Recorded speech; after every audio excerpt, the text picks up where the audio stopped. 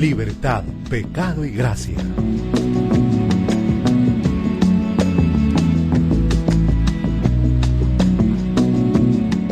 Queridos cristovidentes, nuevamente con ustedes en nuestro programa Libertad, Pecado y Gracia.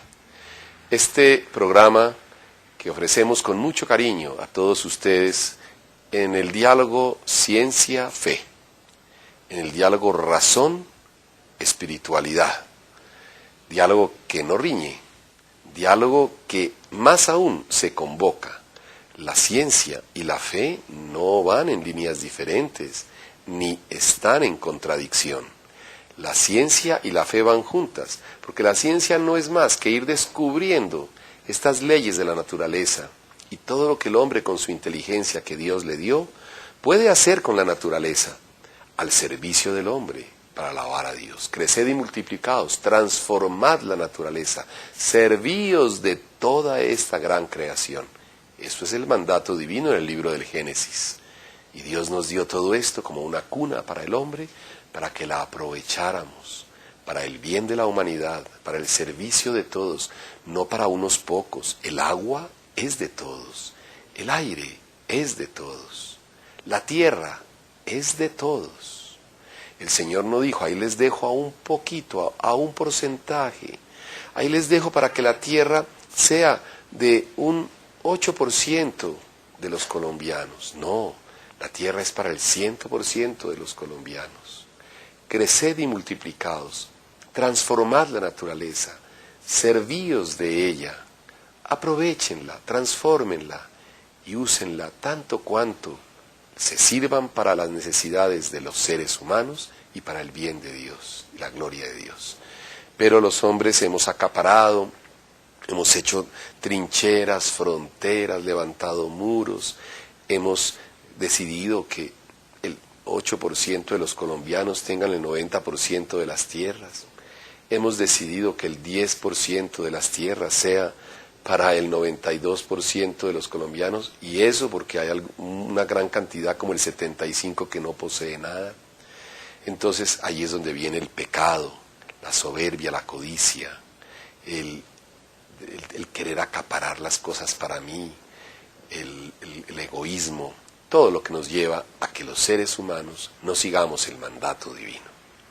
Entonces, la unión de ciencia y fe, que es lo que tratamos de hacer en estos programas con la ciencia psicológica, antropológica, filosófica, sociológica, y con la espiritualidad, la teología, y con la fe, es unir lo que Dios nos dio de mandato. Entonces la Iglesia no se opone a la ciencia, la Iglesia quiere que se desarrolle la ciencia, más aún la Iglesia fue la gran impulsora de la ciencia y la búsqueda en muchos tiempos, en muchos siglos, y la Iglesia sigue ahondando. El Papa tiene un observatorio astronómico en Castel Gandolfo, con grandes científicos, sacerdotes, astrónomos, para descubrir, ir más allá de esta creación tan bella, en el macromundo de las constelaciones y de las galaxias. Y así la ciencia, la Iglesia, con su investigación en muchas épocas, sus universidades, ahora y antes, no riñe. Hubo épocas en que la ciencia no se investigó más, pero porque nadie la investigaba, porque el hombre llegó hasta cierto límite. Entonces no riñe ciencia y fe. Por eso tratamos estos temas, de la ciencia psicológica y de la fe católica, del Evangelio y de la espiritualidad. Vamos a ver hoy lo que llamamos la resistencia al cambio. En términos científicos de psicología se llama la resistencia a quitar todas aquellas estructuras cristalizadas de hábitos, vicios inconscientes, conscientes, que llevan al ser humano a unas actitudes repetitivas que le ayudan a él a nutrir y gratificar su estructura psicológica de egoísta o estructura psicológica de inmadurez, Entonces voy a poner un ejemplo. Una persona que tiene una estructura inmadura, afectiva, familiar, de dependencia paterna, materna, de mimos con sentimientos en la infancia, de sobreprotección en infancia, adolescencia y juventud, de no permitirle casi que pensara, porque le hacían todo en casa, papá, mamá, abuelitos, tíos, primos, hermanos mayores, en fin, etcétera. Todos los matices que hay, porque cada persona es un mundo. Y en donde la persona creció insegura porque le hacían todo. Creció como que todo tienen que hacérselo como si fuera una obligación, porque desde pequeñito le cubrieron todo. En donde le dieron tanto amor que la persona siempre lo va a estar reclamando. Esa persona se le cristaliza una afectividad inmadura, una inseguridad o seguridad inmadura y una autoestima mal construida, cimentada sobre nada de fondo, sino sobre lo que los demás tengan que darle. Una autoestima basada en que los demás le digan que vale y si no, no vale. Y una necesidad de que todo le den, le hagan sin esfuerzo, y así crecerá. Al casarse como pareja, la pareja más que alguien a quien amar es alguien quien le tiene que nutrir, es alguien que tiene que trabajar por él o por ella, que tiene que hacerle las cosas y seguirlo mimando como padre y madre. Se dan los casos en que madres y padres, aun la persona siendo mayor, hombre o mujer, y casada, siguen mimándolo y protegiéndolo, y es la suegra, el suegro, con la nuera o el yerno, que dominan, que ponen unas barreras para seguir dominando al hijo y amparando al hijo, por ejemplo, en una infidelidad matrimonial. ¿Por qué? Porque es mi hijito, que él, pobrecito, y las mamás, terrible, que cubren la infidelidad de un hijo en contra de la nuera, o cubren la infidelidad de una hija en contra del yerno, papás, mamás que cubren el proceder no ético y que dañan la unidad familiar y que siguen metiéndose a definir las cosas y que siguen dando órdenes en la casa del hijo o la hija inmaduros sin personalidad.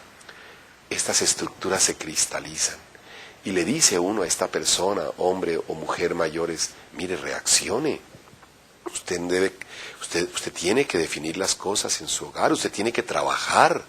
Usted no puede seguir tratando a su esposa de esta manera, usted no puede dominar al esposo o a la esposa, no puede hacer que haga lo que usted diga, sea ella o sea él, ni puede su mamá o su papá venir a seguir influyendo aquí como si fueran los dueños de esto. Ustedes no pueden seguir en relación no de amor sino de dominación, de protección, de dominio, de manipulación, y las personas no son capaces de cambiar.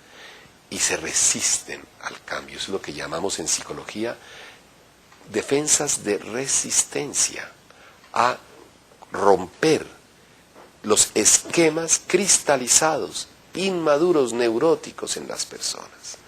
Y quieren mantener ese tipo de relación afectiva, emocional, familiar, social, económica, laboral, afectiva, en todos los aspectos. Una persona que quedó niño, niña, inmaduro, inmadura, y puede tener 40 años, 35 años, 50 años, y sigue siendo un adolescente emocional, un adolescente afectivo, un adolescente como relación familiar, o una adolescente en cuanto al trabajo y a la personalidad y al carácter y tener la posibilidad de autogestar su propia vida, autollevar su propia vida y en diálogo con la pareja, con los hijos, con los suegros, los padres. Estamos tocando temas muy duros, muy álgidos, personas que ya están tan cristalizados. Tendrían que tener primero una disposición de querer cambiar, de tener una ayuda profesional de un psicólogo o psicóloga que tenga los valores católicos, por supuesto, para poder analizarse y llegar a descubrir en el inconsciente qué le originó, cuál fue la psicogénesis de estos problemas, cómo de niño tuvo una relación de padre y madre, o madre sola, o padre solo, lo que sea, que lo llevó a ese estado infantil hasta que crece ella o él. Y aceptar eso es duro, porque eso son heridas que supuran y al tocarlas vuelven a abrirse, por eso la psicoterapia es difícil. Y tener la humildad, el coraje, la personalidad, el carácter de enfrentarse a la verdad, de descubrir la verdad, de aceptar la verdad, y solo quien acepta la verdad en lo bueno y en lo malo, en la fortaleza y en la debilidad, puede seguir dirigiendo su vida en la verdad, cambiar, transformar, abrir nuevos esquemas, dejar vetustos, viejos esquemas. Fíjense cómo se enlaza aquí la ciencia con la fe. ¿Qué nos dice la espiritualidad?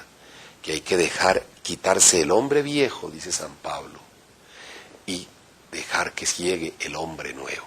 Cambiar el hombre viejo por el hombre nuevo. El estado de pecado por el estado de gracia. El estado de egoísmo por un estado de generosidad, servicio y apertura. El estado de búsqueda de sí por un estado de búsqueda de los demás y de Dios y de servicio. Vamos en la misma línea la ciencia y la fe. Resistencias al cambio de personalidades cristalizadas inmaduras, resistencia a la conversión de dejar el pecado por una vida de gracia. ¿Por qué hay resistencia? En la psicología, porque la persona está contenta, le gusta ser mimado, protegido, protegida, dominar, mandar, que los sirvan, que la sirvan, no trabajar tanto, que los demás los sirvan, que los demás hagan lo que quiere, lo que diga, dominar. Es terrible. Le gusta que los sigan sus papás amparando, ya viejo o vieja, que los sigan dominando y dándole la razón en todo. Que nadie le vaya a cuestionar, que nadie le vaya a decir que él tiene que ser abierto a los demás, salir de sí mismo, dejar su estado psicológico infantil. El niño es el que le tienen que hacer todo y llora cuando no le hacen. Un niño de 40, de 50 años, una niña de 40, 50 años, tienen que hacerle todo y llora cuando no le hacen caso y hace pataletas de niño, aunque tenga 40, 30, 50 años. La vida lo irá madurando a golpes hasta cierto punto, pero sufrirá mucho, porque no podrá seguir siendo niño. Llegará un momento en que o la pareja se le va, o los hijos también se van, y dicen no podemos seguir con una persona así. Y eso que estamos hablando de algunos esquemas psicológicos relativamente sencillos, ¿qué no decir de problemas más grandes, de fondo, psicosexuales, de vida laboral, de honestidad, de rectitud, de principios? Personas que como un niño, el niño no se rige por principios, se rige por instintos. Cuando va madurando va reemplazando esos principios.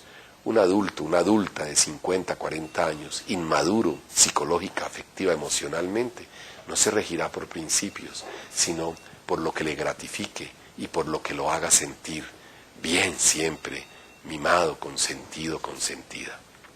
Se resiste a ese cambio. Por eso en la psicoterapia, los psicólogos sabemos que hay una etapa de resistencia de las personas. Se resisten a cambiar las estructuras viejas, cristalizadas de inmadurez, por estructuras nuevas, que no le van a gustar porque le va a implicar más sacrificios, salir de sí, dejar estados de dominio y de ser niño y niña mimada o mimado. Por eso hay resistencias y un buen psicólogo en la psicoterapia tiene que ir confrontándole las resistencias a la persona para contrastárselas con un valor absoluto, con un valor humano, con un valor de la libertad, de la madurez, de la generosidad, del no egoísmo. Y ese valor del hogar, de la familia, contrastado con la realidad presente, va a ser obstaculizada por las resistencias. Se quita la resistencia en la psicoterapia, en un proceso largo de entrevistas, de sesiones, hasta que la persona misma opta por quitarlas y quiere encontrarse con el verdadero yo y madurar. Y eso le va a implicar cambios dolorosos, difíciles, de grandes sacrificios, pero se encuentra con la verdad de su vida, la acepta y cambia. Las resistencias a veces no dejan hacer una psicoterapia, no dejan que una persona cambie porque quiere mantenerse en su esquema tradicional. No quiere romper ese cascarón, no quiere romper esas ataduras, porque ahí está cómodo. Que los demás no lo estén no importa, pero yo estoy cómodo, yo pego gritos, yo insulto, yo ofendo, yo dirijo, manipulo, llevo mi plata, no la comparto en mi hogar, los demás no se tienen que meter, y al que se meta le pego 3 gritos, hasta un golpe, y hasta amenaza, con que se va del hogar o con que se vayan. Así no puede un hombre o una mujer manejar un hogar, una familia, una vida adulta.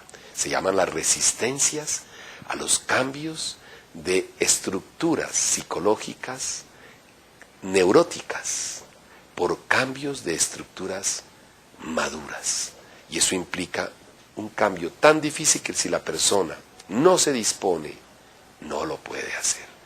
En la espiritualidad que llamamos resistencia a dejar el pecado, resistencia a dejar el egoísmo, resistencia a dejar la soberbia, resistencia a dejar la comodidad, el confort, resistencia a los sacrificios y dificultades por el esposo, la esposa y los hijos, a dejar una amante, a dejar a otra persona que le daña el hogar, a dejar unos amigos y amigas que lo llevan al licor, que lo llevan a la droga, que lo llevan a gastarse el dinero en el juego, a gastarse el dinero en el licor con los amigos, a gastarse el dinero en otras cosas distintas del hogar, de la esposa y los hijos que tienen que sufrir, o del esposo y los hijos cuando es ella.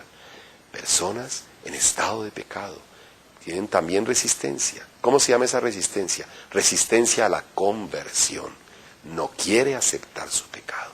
Siempre dice que la culpa es de los demás. Siempre dice que la culpa es del esposo o la esposa, que la culpa es de la suegra o del suegro, del papá o la mamá, de los hijos, del amigo, del vecino, del cuñado.